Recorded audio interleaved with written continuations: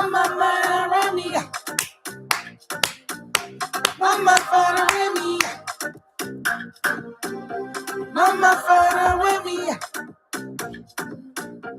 Mama murder me. Hey. Rashid, wala sa pamapanade. Rashid, you really want my heart that way. Wala sa pamapanade. Are you begging? Are you begging to dance? Are you willing? Are you willing to move? Are you begging? Are you begging to dance? Are you willing to? I'm sick of. And even other girls they tell me I'm sick of. And I don't need no liquor. I got the energy to light up the world. My love for me up. Mama for me up. My love for me up. My love for me up.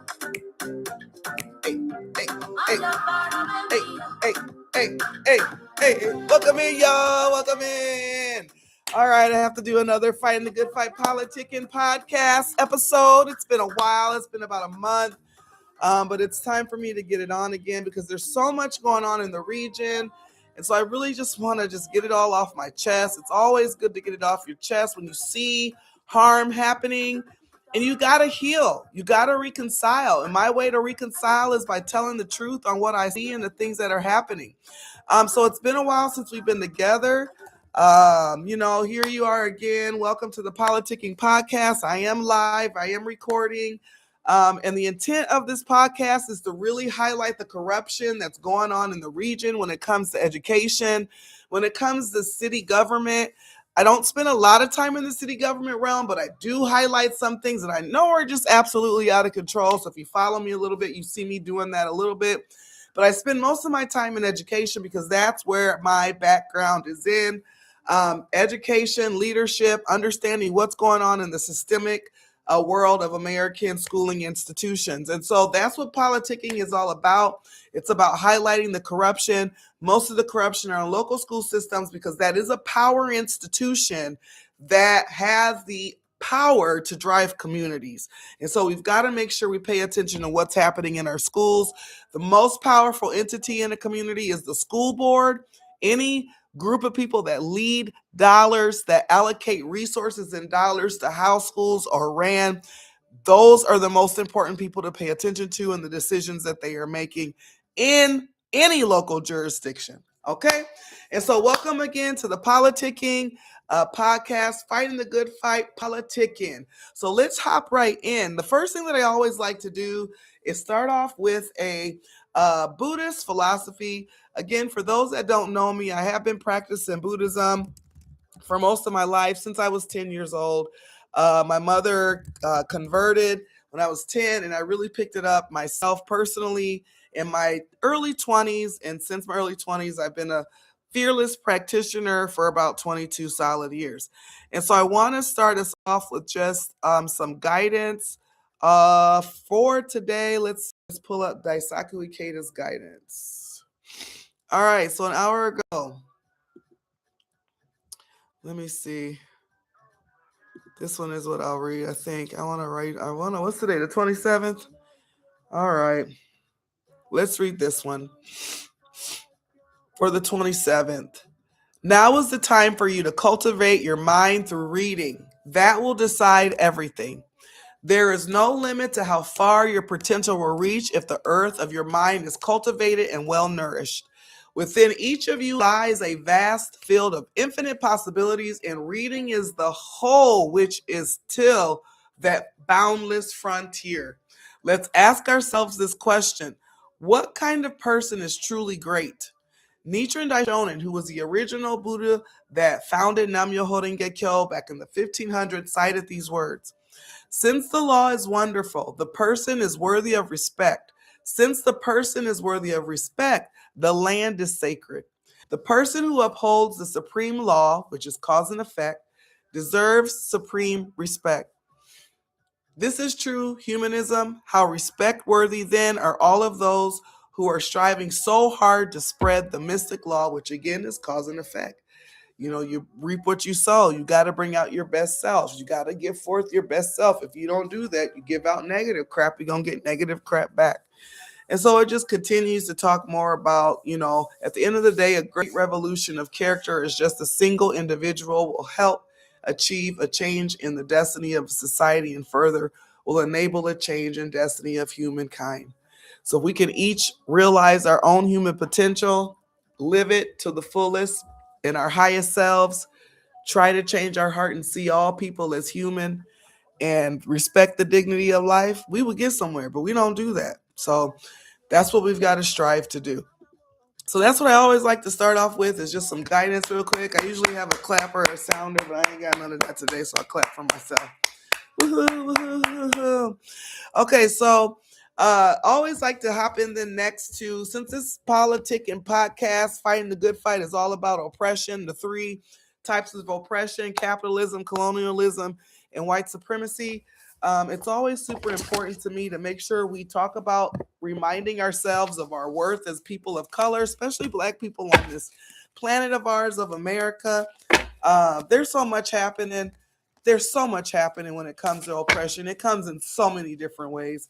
It comes in micro ways, macro ways, passive ways, direct ways, polarized ways, minimized ways.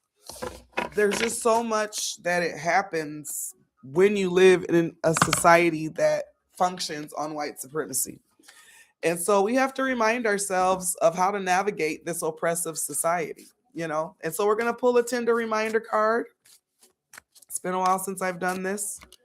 It's been a while since I've pulled a Tinder reminder card on oppression. So let's see what we get today. Remember, you can pull interpersonal approach, intrapersonal approach, institutional, systemic, or it might pull a dream card where we just dream for a better day. Okay, so let's see what we get. Somebody's hitting me up on my phone. We got an institutional card today, which is good because I like to talk about the systems. And it says, what racist stereotypes do the media need to let go of? Let's talk about that. The media. I just posted something yesterday. The white man savior complex. They constantly, every movie you see, there's a white man that's a hero or a white female that's a hero. What racist stereotypes do the media need to let go? And white men right now, you got a 50-50 chance with a white man. Either they going to be a domestic terrorist or they not. So that's a racial stereotype that they need to let go. White men are not saviors. We need to reconsider who the savior is, okay? In the media. So this is what it says. Now, we could talk about how Black folks are portrayed. There's all kinds of ways that they're portrayed. You very rarely will see a Black man that's really a masculine man in a Black movie. It's very rare that you see a Black masculine man in a movie. And at that, who he dates, who his significant other is. Is it aligned with Black empowerment cultures? No, it's normally not. So there's all kinds of stereotypes that come up in media. So what racist stereotypes do the media need to let go of? Those are some things they need to let go of. In my opinion, here's what the card says. You have the power to challenge the books, music, shows, and films that admonish your racial identity and consume the ones that affirm it. So basically it's telling you to pay attention and know when shit ain't for you and when it is, and when it's not and when it is. So that's the Tinder reminder card for today. All right, next up. Lot going on. Let me take a break real quick. Hold on.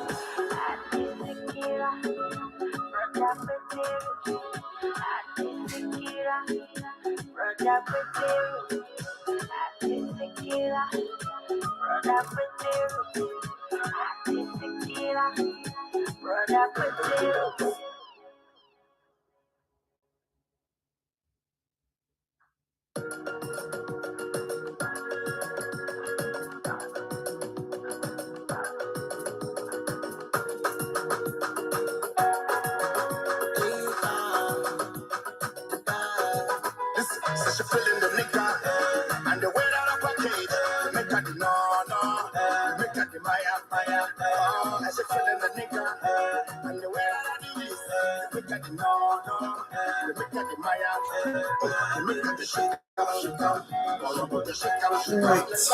So, get this card. Put this away. So that was our Tinder reminder. Real quick, before we move on, we're going to do a quick present card, see what we're doing in the moment. Present card, mindfulness moment, get us back in the moment of the present so that we could talk about what's happening presently in the region when it comes to fighting the good fight, fighting colonialism, white supremacy, and capitalism. All those three evils show up every day. And if you don't realize this by now, you have got to get out of the zombie mode that you're in because you are just being a zombie. All right, so mindfulness moment, up and out. To heal the parts of me that feel hurt, I must feel every emotion. It has to come up to come out. I don't try to push my feelings away. I sit with them and feel them as I release them. All right, so that's how we're going to feel today. We're going to talk about this shit. We got three major things happening. Basically, bottom line, South Bend Schools just released that they're going to be, doing this crappy freaking consent decree committee. Let's see if I can pull it up real quick and load it up on here and play it. Who was that? Did I interview today? Mm-hmm.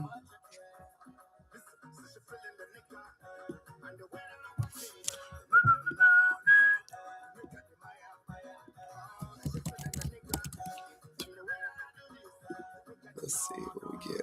Okay, here we go. I'm going to share my screen. Share.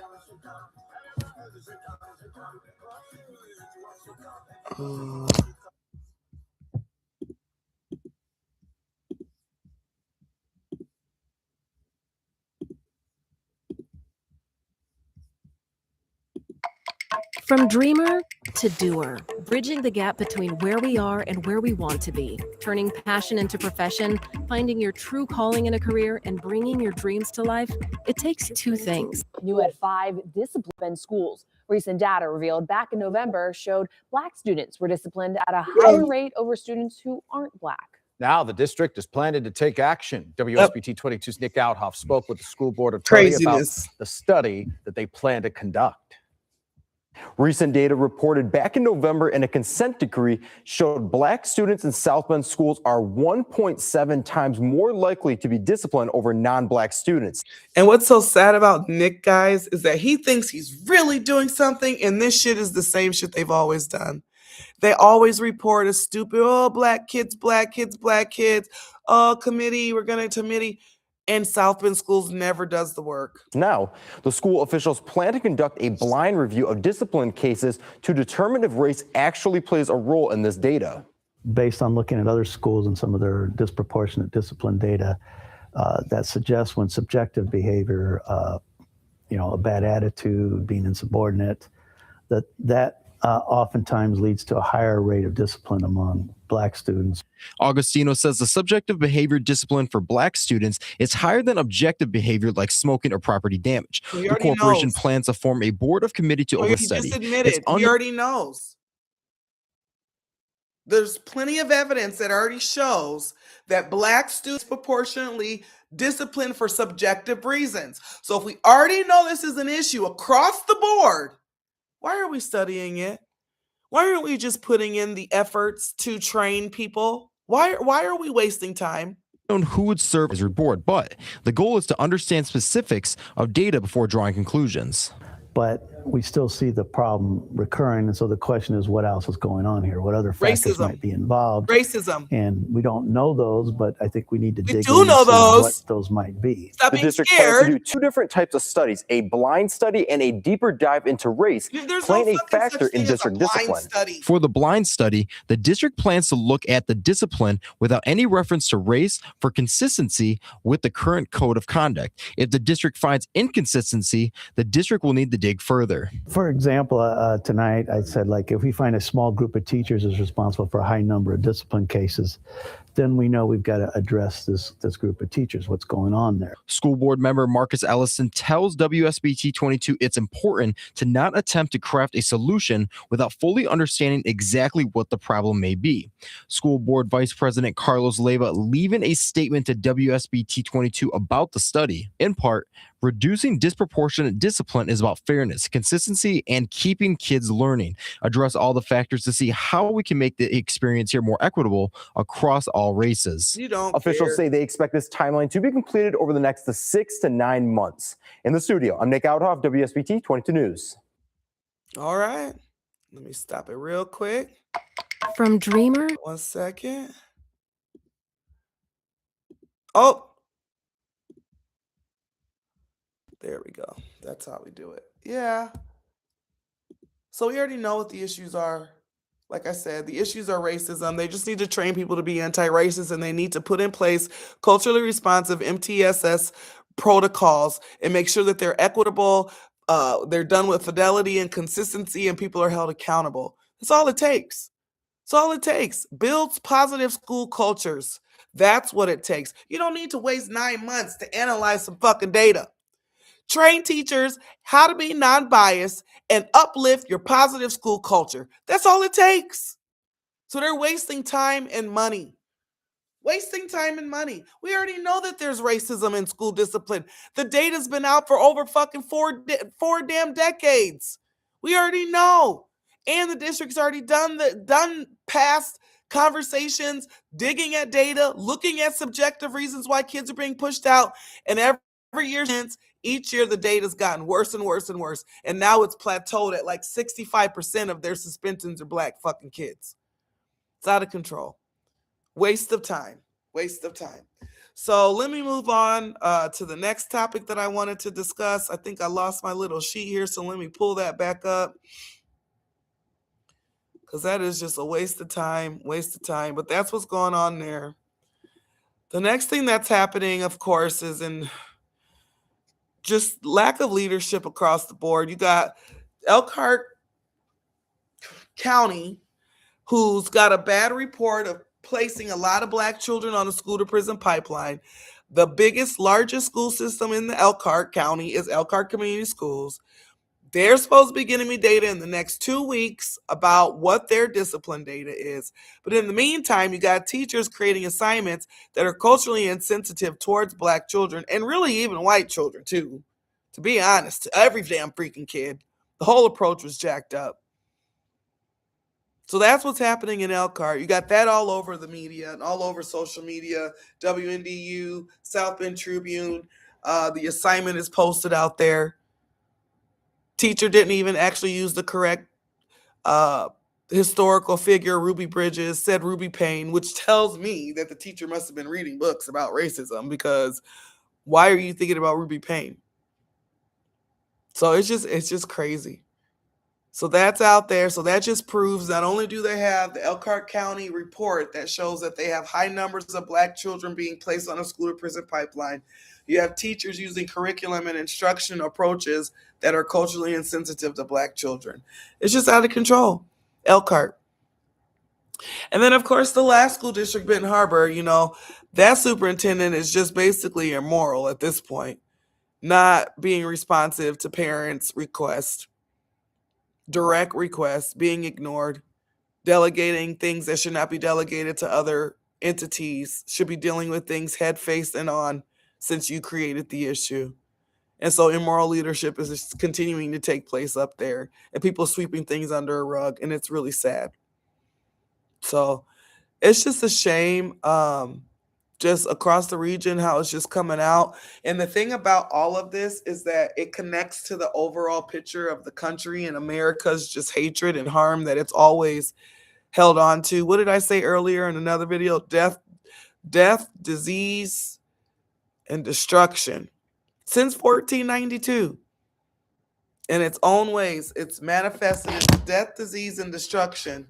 And it just is impacting the youth the most. And it's just completely sad. Completely sad. So that is pretty much the politics that I wanted to discuss today.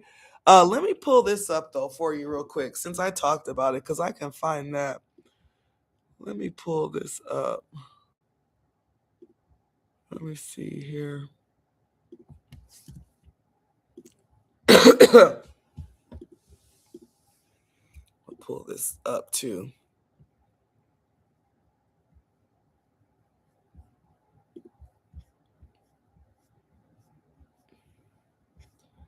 Insanity. So look, this is crazy, y'all. An out card. And y'all see that shit? Y'all see this assignment? It's crazy. This is an out card. And I was just at their last board meeting talking about racism. And they want to act like they ain't got no issues. So you got teachers creating assignments like this. Look at this assignment. Where's the assignment? Do I have a picture of it in here? Might not have dropped the picture of it in there. Let's see. Might not have dropped a picture of it. Let me see if I dropped a picture of it in there.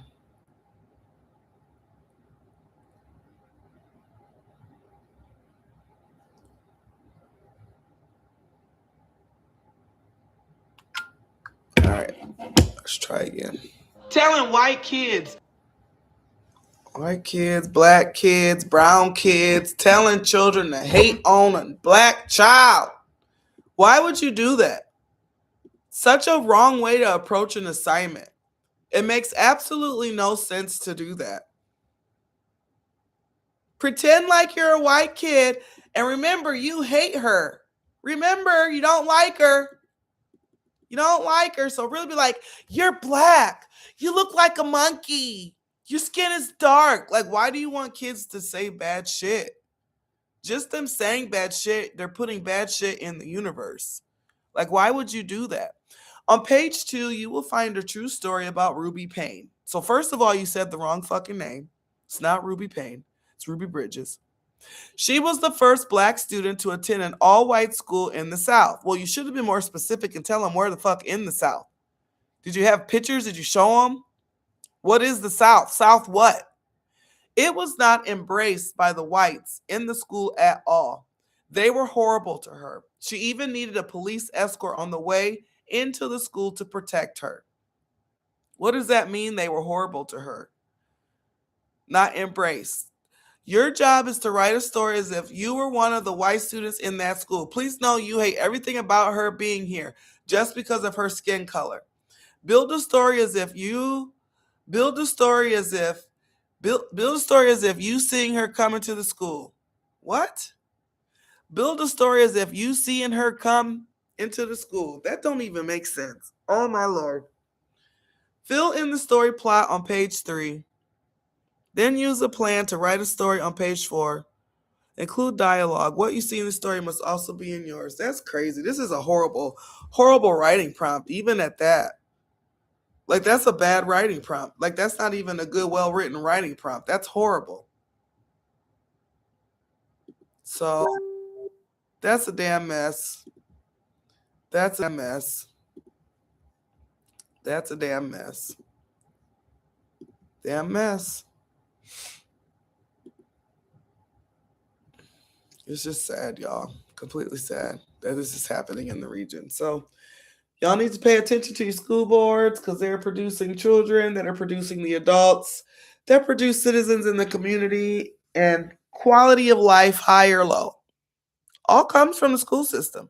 So hopefully they get it right here soon. I know I'm watching, and hopefully you are too. Thanks for watching Politicking, Fighting a Good Fight Politicking, episode 4.